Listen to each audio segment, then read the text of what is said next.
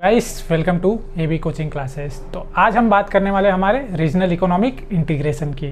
तो जिसके अंदर मैंने आप लोग को क्या पढ़ा चुका है, मैंने आप लोग को यूरोपियन यूनियन का पॉइंट पढ़ा चुका है और नाफ्ता कवर कर चुके हैं हम। तो आ जाइए आगे के स्टार्ट करते हैं। हमारे पास आगे के जो हैं सबसे पहले क्या है, आज पढ़ने वाले हम एशियन, और उसके बाद में हम किसकी बात करेंगे, सार्क की बात करेंगे। तो सबसे पहले एशियन की बात करते हैं। तो सबसे पहले एशियन में आपको उसका फुल फॉर्म पता होना चाहिए। एशियन का फुल फॉर्म क्या है? तो एशियन का फुल फॉर्म क्या है? The association of south east Asian nation. The association of south east Asian nation, ये क्या है आपका एशियन का फुल फॉर्म है। उसके बाद ये इस्टेब्लिश कभी हुआ था? तो एशियन इस्टेब्लिश कभी हुआ था? 8 अगस्त 1967। कभी हुआ था?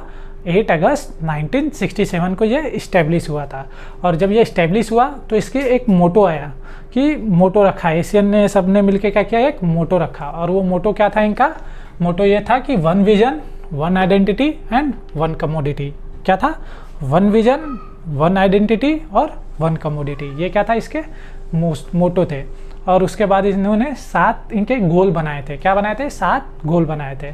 आ जाओ देख लेते हैं 7 कौन कौन से गोल बनाए थे। इनके मेन गोल थे, सबसे पहले इकोनॉमिक डेवलपमेंट। सबसे पहले क्या था? Economic development. सेकंड क्या है आपके पास? Culture development. थर्ड क्या है आपके पास? Social progress. Fourth regional peace. Fifth करके security. And 6 collaboration and training and research. And last आपका क्या है? Improvement of living. तो ये एशियन के 7 मेन गोल हैं।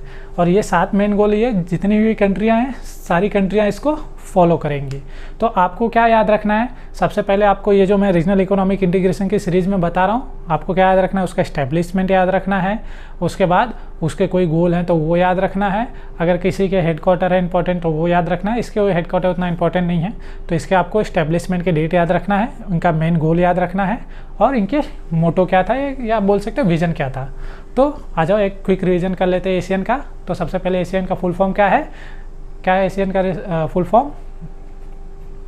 तो the association of south east Asian nation. क्या है? The association of south east Asian nation. इसके बाद ये इस्टेब्लिश कभी हुआ था? 8 अगस्त 1967 में। उसके बाद इसका मेन मोटो क्या था? One identity. क्या था?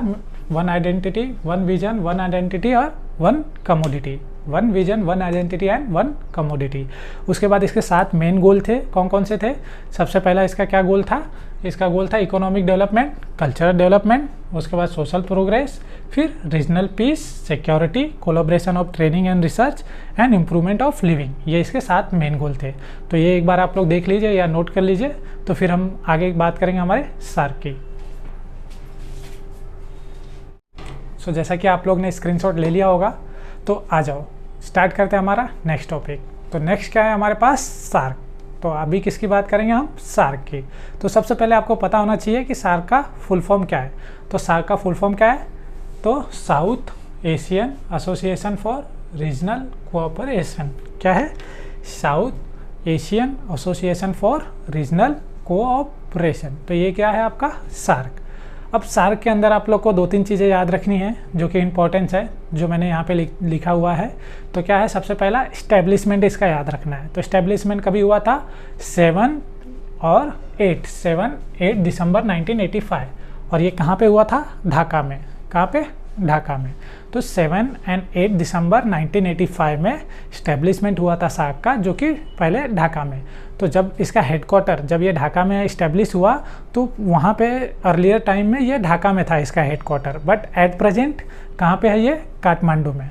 तो headquarter in Dhaka but presently in Kathmandu. Present में कहाँ पे है? काठमांडू में। अब सार्क के अंदर आपके पास टोटल कितनी? 8 कंट्रियाँ हैं। सार्क के अंदर आपके पास टोटल कितनी है? 8 कंट्रियाँ हैं। कौन कौन सी कंट्रियाँ हैं? तो सबसे पहले है मालदीव्स, उसके बाद है आपका बांग्लादेश, देन आपका भूटान, श्रीलंका, पाकिस्तान, अफगानिस्तान, इंडिया एंड नेपाल। ये क्या है? 8 मेंबर कंट्रियां हैं जो सार्क। अब इसमें पहले इनिशियली स्टेज पे इसमें कितनी थी? 7 कंट्री ही थी, बट इन 2008 कौन ज्वाइन किया? अफगानिस्तान ने। इन 2008 अफगानिस्तान ने ज्वाइन किया। अफगानिस्तान ने ज्वाइन एज 8 मेंबर इन 2007 में इन्होंने 8वें मेंबर के नाम पे ज्वाइन किया हुआ है। ठीक है। अब इन्होंने क्या किया? अभी सार्क जो हैं, सार्क ने मिलके क्या किया? एक और ट्रेड एग्रीमेंट बनाया था जिसका नाम था आप लोग के पास साफ्ता। क्या नाम था? SAFTA, South Asian free trade agreement, जो इन्होंने कब लाए थे, इन्होंने 2006 में लाया था साफ्ता को। तो ये पॉइंट भी आप याद रखना कि साफ्ता भी 2006 में आया हुआ था, जो क्या था, south Asian free trade agreement था। और इसके बाद ये जो मेंबर कंट्री हैं, आप लोग को याद करने के लिए मैं इसका एक निमोनिक दे देता हूँ, ट्रिक दे देता हूँ। जो 8 मेंबर कंट्री याद करने के लिए, वो कैसे याद रखोगे आप लोग, तो उसका निमोनिक क्या है आप लोग के पास,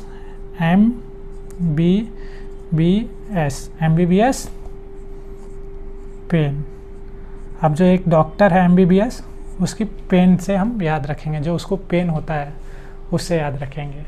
डॉक्टर है तो ऐसा नहीं उसे पेन नहीं होगा, उसको भी होगा ही। तो यही हमारा निमोनिक है, MBBS पेन। तो M से मालदीव, B से बांग्लादेश, B से भूटान, S से श्रीलंका, P से पाकिस्तान, A से अफ़गानिस्तान, I से इंडिया, N से नेपाल। ये आपकी 8 मेंबर कंट्री है। ये आपका हो गया साउथ एशियन सार्क के बारे में हो गया ये। तो अभी हमने क्या पढ़ा आज, हमने एक एशियन पढ़ा और एक साउथ सार्क पढ़ा। दोनों क्या है, आपके रीजनल लेवल पे काम करती हैं। दोनों बॉडी जो हैं वो रीजनल लेवल पे काम करती हैं। तो मिलते हैं अपने नेक्स्ट लेक्चर के में, तब तक के लिए stay tuned guys, thank you very much.